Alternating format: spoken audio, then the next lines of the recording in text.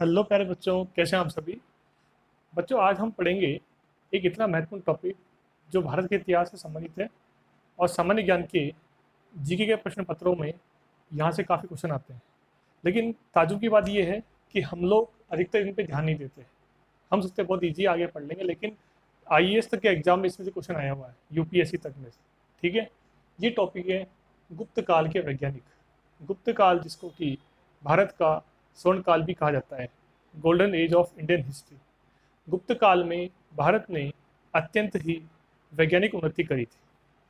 तो यहाँ हम गुप्त काल के 4 प्रमुख वैज्ञानिकों का अध्ययन करेंगे। प्रथम है आर्यभट्ट, दूसरे हैं वराहमिहिर, तीसरे हैं ब्रह्मगुप्त और चौथे हैं भास्कर प्रथम। हम पहले बात करते हैं आर्यभट्ट की।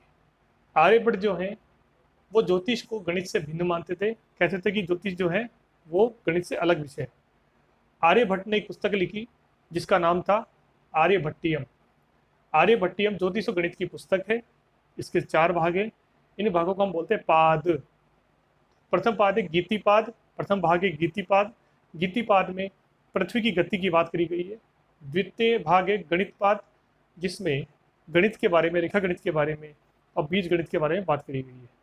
तीसरा है काल क्रियापाद। तीसरा है काल क्रियापाद, जिसमें कि ज्योतिष की बात करी गई है। चौथा है गोलपाद, जिसमें ग्रहों की स्थिति की बात करी गई है। ठीक है, आर्यभट्ट ने इसके अलावा एक सूर्य सिद्धांत भी दिया। इस सिद्धांत में उन्होंने सर्वप्रथम चंद्रग्रहण और सूर्यग्रहण का सिद्धांत प्रतिपादित किया। जब पृथ्वी की सूर्य छाया पड़ती है या चंद्रमा की सूर्य पर छाया पड़ती है तो चंद्रग्रहण होता है, सूर्यग्रहण होता है। ऐसा बताने वाले प्रथम वैज्ञानिक थे आर्यभट्ट। आर्यभट्ट ने शून्य का आविष्कार किया, जीरो का आविष्कार किया, और उन्होंने दशमलव का सिद्धांत भी दिया। आर्यभट्ट प्रथम वैज्ञानिक थे जिन्होंने की बताया कि पृथ्वी अपनी धुरी पर घूमती है। आर्यभट्ट प्रथम वो वैज्ञानिक थे जो ये कहते थे कि पृथ्वी अपनी धुरी पर घूमती है। आई बात समझ में। तो आर्यभट्ट की पुस्तक का नाम है आर्यभट्टियन। उसके 4 भाग हैं, गीतिपाद, गणितपाद, काल क्रियापाद और गोलपाद। सूर्य सिद्धांत दिया, सूर्यग्रहण चंद्रग्रहण की बात करी। प्रथम भारतीय वैज्ञानिक कहा पृथ्वी अपनी धुरी पर घूमती है। दशमलव का सिद्धांत दिया और जीरो का, शून्य का सिद्धांत दिया। ठीक है स्टूडेंट, बताइए इसको।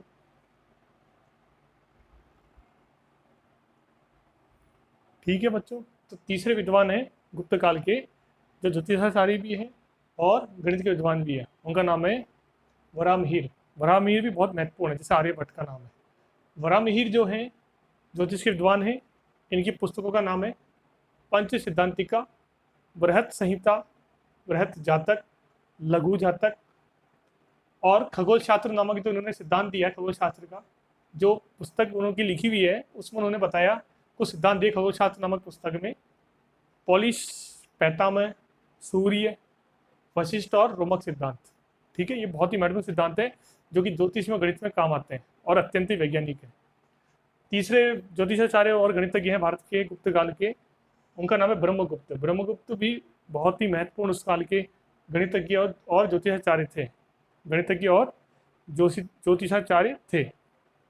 ब्रह्मगुप्त ने ब्रह्म सिद्धांत दिया और ब्रह्म स्फुट नामक पुस्तक लिखी, ग्रंथ लिखा। ब्रह्मगुप्त ने कहा कि पृथ्वी या प्रकृति में ऐसी व्यवस्था है कि पृथ्वी पर प्रत्येक वस्तु आती है, यानी कि पृथ्वी प्रत्येक वस्तु को अपनी ओर आकर्षित करती है। यानी कहने का मतलब यह है कि इनडायरेक्टली रूप से, अप्रत्यक्ष रूप से, जो ब्रह्मगुप्त महोदय हैं, वैज्ञानिक हैं, इन्होंने ग्रेविटी का सिद्धांत यानी कि गुरुत्वाकर्षण का सिद्धांत यूरोप के बहुत सालों पहले ही दे दिया था। इतना महान था हमारा भारत। ठीक है, तो ब्रह्मगुप्त जी ने पृथ्वी प्रत्येक वस्तु को आकर्षित करती है सिद्धांत पहले ही दे दिया था। ठीक है, इनकी पुस्तक का नाम है ब्रह्मस्फुट और इन्होंने ब्रह्म सिद्धांत दिया। अंत में वैज्ञानिक है भास्कर प्रथम। भास्कर प्रथम भी गुप्त काल के महान गणितज्ञ और ज्योतिषाचार्य थे। इनकी पुस्तक का नाम है महाभास्करीय, लघु भास्करीय, भास्करीय और भाष्य। आई बात समझ में। तो इस छोटा सा एक सिंपल सा टॉपिक है जो मैंने आपको बताया है आपको याद करने के लिए। ठीक है स्टूडेंट, वीडियो को जरूर लाइक करो, शेयर करो, सब्सक्राइब करो। Thank you.